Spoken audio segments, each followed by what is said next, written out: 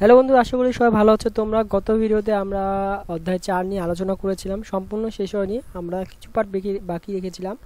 আজকে বলেছিলাম আমরা বায়ু দূষণ নিয়ে আলোচনা করব। গত ভিডিওতে আমরা বায়ুর ব্যবহার সম্পর্কে জেনেছি। বায়ু দূষণে কিছু শর্টকাট তোমাদের বলে দিয়েছিলাম বায়ু দূষণ কী।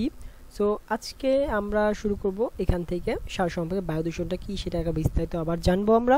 তারপর আলোচনা দেখো বিভিন্ন ধরনের পদার্থ, যেমন ধরো রাসায়নিক পদার্থ যেগুলো কি কেমিক্যাল, তুমি অনেকে বুঝবে কেমিক্যাল।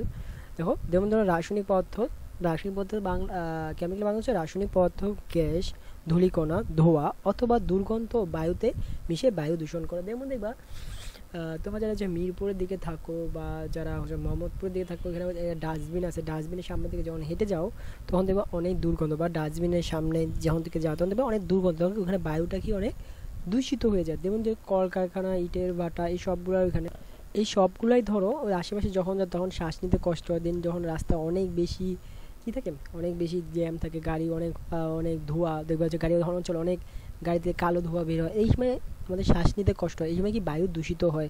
আবার ধরো যে কোনো কিছু পুরানো টায়ার পোড়ানো, পুরান আগুন লাগানো বা পোড়ানোর মাধ্যমে কি বায়ু অনেক দূষিত হয়।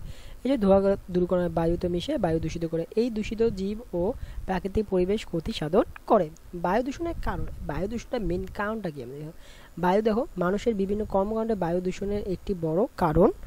বিশেষ করে জ্বালানি, জীবাশ্ম জ্বালানি মানে কি প্রাকৃতিকভাবে যে জ্বালানিগুলো পাওয়া যায়, যেমন প্রাকৃতিক গ্যাস, কয়লা, যেমন এইসব পোড়ানোর মাধ্যমে, পেট্রোল, ডিজেল, এগুলো পোড়ানোর মাধ্যমে যে বায়ু দূষিত হয় তাকে বলা হয় জীবাশ্ম জ্বালানি। পোড়ানোর ফলে বায়ুতে বিভিন্ন ধরনের গ্যাস নির্গত হয়, যেমন কলকারখানা ও যানবাহনের থেকে এই সকল গ্যাস বায়ুতে আসে। যেমন গাছপালা পোড়ানোর ফলে উৎপন্ন ধোঁয়া ও থেকেও বায়ু দূষিত হয়। যেখানে সেখানে ময়লা আবর্জনা ফেলা, মলমূত্র ত্যাগ করার কারণে বায়ুতে দুর্গন্ধ ছড়িয়ে পড়ে এবং বায়ু দূষিত হয়। এখন দেখো এখানে কি বলেছে, আমরা বায়ু দূষণ জিনিসটা কি জানলাম। এখন মানুষের স্বাস্থ্যের ও পরিবেশের ওপর এই বায়ু দূষণটা কী কী ক্ষতিকর বা কী প্রভাবটা ফেলে সেটা আমরা এখন জানবো, ঠিক আছে?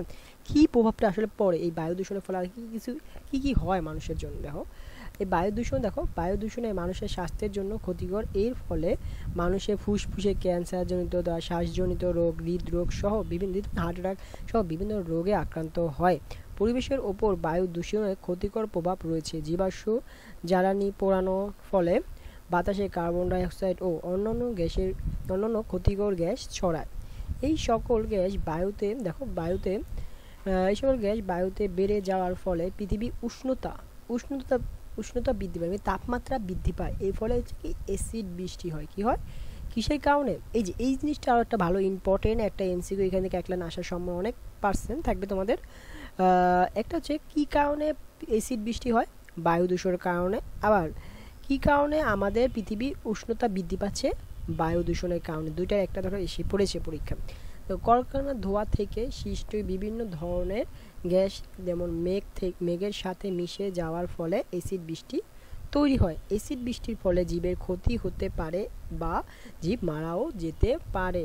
ওকে, এখন লাস্ট টপিক, সেটা হচ্ছে আমাদের কীভাবে বায়ু দূষণ প্রতিরোধ করা যায়, মানে কীভাবে বায়ু দূষণটাকে থেকে আমাদের রক্ষা করে, বায়ুটাকে যদি দূষণ না হয় সেটা কীভাবে রক্ষা করা। দেখো শক্তির ব্যবহার কমিয়ে আমরা জীবাশ্ম জ্বালানি অতিরিক্ত কমাতে পারি। জীবাশ্ম জ্বালানি কি? প্রাকৃতিক গ্যাস, কয়লা, মানে এই শক্তিটা আমাদের কমায় ফেলে। মানে ধরো আমরা বিদ্যুৎ আমরা অপচয় কম করি, যে গাড়ি যেখানে যেখানে সহজে হেঁটে যাওয়া যায় বা সাইকেলে যাওয়া যায় সেটা আমরা সাইকেল ব্যবহার করি, গাড়ি ব্যবহার না করি। এতে কি আমাদের জীবাশ্ম জ্বালানি ব্যবহার কম হবে। জীবাশ্ম জ্বালানি ব্যবহার কম হলেই কি পরিবেশ দূষণ রোধ করা সম্ভব। যেমন বাতি বন্ধ রেখে, গাড়ি ব্যবহার বদলাতে পায়ে হেঁটে, সাইকেল ব্যবহার করে, এছাড়াও প্রাকৃতিক সম্পদ ব্যবহার কমিয়ে পূর্ণ ব্যবহার করে ও রিসাইকেল প্রক্রিয়া। রিসাইকেল কি? একটা জিনিস বারবার ইউজ করা, এটা প্লাস্টিক বোতল দেন ধরতে পারো, প্লাস্টিক জাতীয় জিনিসগুলো বা লোহা, এগুলো না ফেলে দিয়ে তুমি অনেক সময় দেখবা তোমাদের মোবাইলের ব্যাটারি, মোবাইলের পিছনে একবার ডাস্টবিন টাইপের কোনো একটা জিনিস, তারপরে আবার মোবাইলে বা চার্জারে কেবলে দেখবা হচ্ছে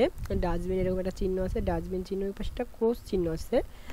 এরকম টাইপের জিনিসগুলোকে যদি আমি তোমাদের দেখাতে পারি, 1 মিনিট যদি জাস্ট দেখাই, এই যে একটা চিহ্ন যদি তোমার আমি দেখাতে পারি, এই যে এই ডাস্টবিনে দেখছো, মানে কি এই জিনিসটা ডাস্টবিনে ফালানো যাবে না। অনেকগুলো আইটেমের ভিতর দেখবা তুমি এইরকম চিহ্ন থাকবে যেখানে সেখানে ফালানো যাবে না। দেন ধরো আমি যদি একটু রিসাইকেলের চিহ্ন দেখাই, যেগুলো হচ্ছে রিসাইকেল করা যায় সেইগুলো একটু দেখায়, এরকম চিহ্ন থাকবে বেশিরভাগ। এরকম এই থেকে হচ্ছে এটা একটা জিনিস 5বার রিসাইকেল করা যাবে, 5বার ব্যবহার করা যাবে, এগুলো কি রিসাইকেলের চিহ্ন, ঠিক আছে? তোমরা হচ্ছে এইভাবে খুব সহজে কি যে এখানে দিছে রিসাইকেল চিহ্নটা বুঝতে পারছি, ঠিক আছে। এখন এই যে পূর্ণ ব্যবহারের প্রক্রিয়া রিসাইকেল মাধ্যমে আমরা বায়ু দূষণ প্রতিরোধ করতে পারি, ময়লা আবর্জনা পরিষ্কার করে এবং গাছপালা লাগানোর মাধ্যমে কি বায়ু দূষণ রোধ করা যায়। আগামী ভিডিওতে আমরা জানো প্রতিটা ভিডিওতে আমরা 3টা পার্ট করি তোমাদের সুন্দর বোঝার জন্য। এই পরবর্তী পার্টটা থাকবে আমাদের প্রশ্নোত্তর সমাধান। আর আজকের যে ভিডিও পার্টটা ছিল সেকেন্ড পার্ট নিয়ে আমরা আলোচনা করলাম বায়ু দূষণের সম্পর্কে। সো তোমরা যারা দেখছো অবশ্যই নেক্সট ভিডিওর জন্য অপেক্ষা করবে। সো আজকের ভিডিও এই পর্যন্ত, আশা করি তোমরা সবাই ভালো থাকবে। ধন্যবাদ আমাদের সাথে দেখার জন্য। অবশ্যই একটা কথা হচ্ছে, আমাদের ফেসবুক গ্রুপে অবশ্যই অ্যাড হয়ে যাও, ওখানে আমরা বিস্তারিত আলোচনা করি। ধন্যবাদ সবাইকে।